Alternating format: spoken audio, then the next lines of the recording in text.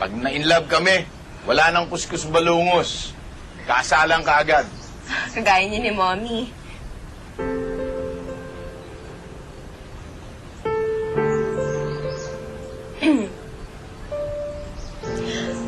Naalala ko lang si Mommy kasi...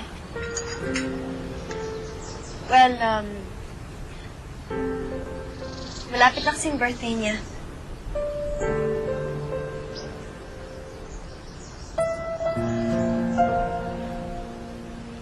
Dad, pwede bang tumingin ka dito sa angulo na to? Kasi para makuha ko yung details. Thank you. Nangangawit na ako. Sorry, Dad. You have to do this.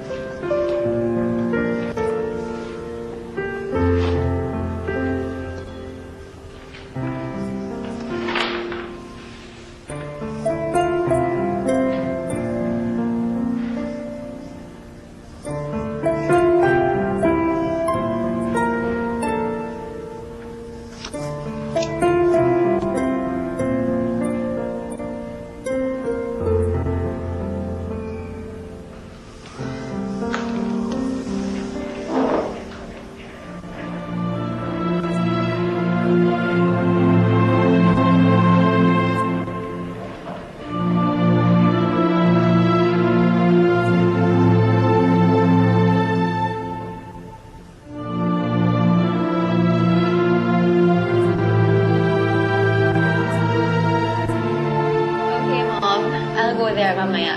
Pagluto mo lang ako ng sinigang, ha? I love you, Mom. Bye. Malapit ng birthday ni Mommy. Wala pa akong regalo sa kanya. Ano kaya regalo ko sa kanya? Regalo. Regalo. Adik sa'yo, awit sa akin, inasawa na sa'kin, mga kwentong tungkol sa'yo, at sa ligaya.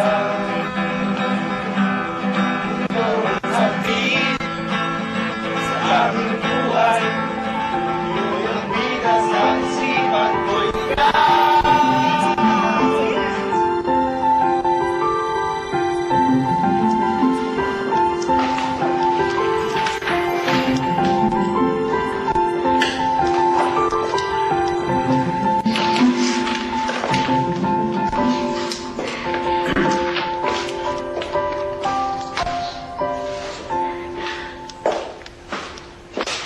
Ma'am, may problema mo ba?